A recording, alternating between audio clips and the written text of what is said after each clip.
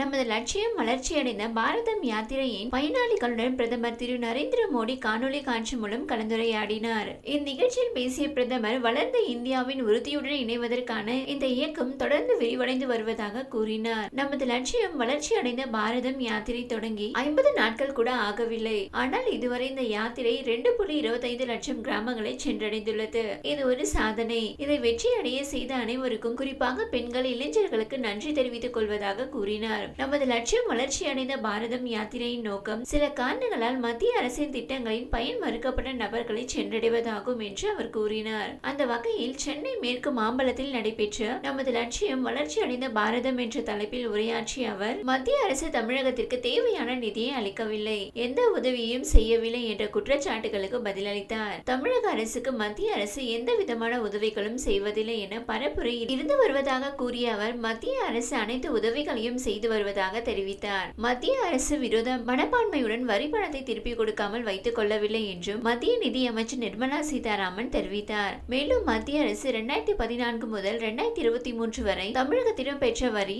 6.23 லட்சம் கோடி ரூபாய் என்றும், ஆனால் தமிழகத்திற்கு மத்திய அரசு வழங்கிய நிதி 6.96 லட்சம் கோடி ரூபாய் என்றும் கூறினார். மத்திய அரசு தமிழகத்திடம் இருந்து பெற்ற வரியை விட கூடுதலாக நிதி கொடுத்துள்ளதாகவும் தெரிவித்தார். தமிழகம், கேரளா உள்ளிட்ட அனைத்து மாநிலத்திற்கும் மாதந்தோறும் நிதி கொடுத்து வருவதாகவும், தமிழகத்திற்கு தேசிய நெடுஞ்சாலைகள் அமைப்பதற்கு 37,965 கோடி ரூபாய் கொடுத்துள்ளதாகவும் தெரிவித்தார். இதேபோல் பள்ளிக்கூடங்கள் கட்டுவதற்காக 11,116 கோடி ரூபாயும், கிராமப்புறத்தில் வீடுகள் கட்டுவதற்காக 4,836 கோடி ரூபாயும், பிரதமரின் மருத்துவ காப்பீட்டு திட்டமான ஆயுஷ்மான் பாரத் திட்டத்தின் கீழ் சென்னையில் 6,340 பயனாளிகள் பயனடைந்துள்ளனர். பெண்களுக்கு இலவச எரிவாயு இணைப்பு வழங்கும் உஜ்வாலா திட்டத்தில் மாநிலம் முழுவதும் 37 லட்சம் பெண்கள் பயனடைந்துள்ளனர். சென்னையில் 32,000 பேருக்கு இலவச எரிவாயு இணைப்பும் மத்திய அரசு தமிழகத்திற்கு வழங்கியுள்ளதாகவும் நிர்மலா சீதாராமன் தெரிவித்தார். அனைத்து மாநிலங்களுக்கும் போக வேண்டிய பணம் மாதந்தோறும் சரியாக போய்விடுகிறது என்றும், சில மாதங்களில் கொடுக்க வேண்டிய பணம் முன்கூட்டியே கொடுக்கப்படுகிறது என்றும் நிர்மலா சீதாராமன் தெரிவித்தார். தீபாவளி செலவு, பொங்கல் செலவு போன்றவற்றை கருத்தில் கொண்டு மத்திய அரசு முன்கூட்டியே நிதி வழங்கி வருவதாகவும் தெரிவித்துள்ளார். மேலும் 50,000 கோடி ரூபாயில் பெங்களூரு விரைவு சாலை திட்டத்தை தமிழகத்திற்கு மத்திய அரசு கொடுத்துள்ளது என்றும் நிர்மலா சீதாராமன் தெரிவித்துள்ளார். 4 வந்தே பாரத் ரயில்கள் தமிழகத்தில் இயக்கப்படுவதாகவும் மத்திய நிதி அமைச்சர் நிர்மலா சீதாராமன் தெரிவித்துள்ளார். மேலும் ஜிஎஸ்டி வரியாக தமிழகத்தில் இருந்து 36,380 கோடி ரூபாய் வசூலிக்கப்பட்டுள்ளதாகவும், ஆனால் 37,370 கோடி ரூபாய் திருப்பி அளிக்கப்பட்டுள்ளதாகவும் மத்திய நிதி அமைச்சர் நிர்மலா சீதாராமன் தெரிவித்துள்ளார். ஜிஎஸ்டி வரியை முழுமையாக மாநில அரசுகளுக்கு தான் மத்திய அரசு கொடுத்து வருகிறது என்றும் அவர் கூறியுள்ளார். வரி தொடர்பாக இன்னும் கேள்வி கேட்டாலும் பதில் சொல்ல தயாராக இருப்பதாகவும் மத்திய நிதி அமைச்சர் நிர்மலா சீதாராமன் தெரிவித்துள்ளார்.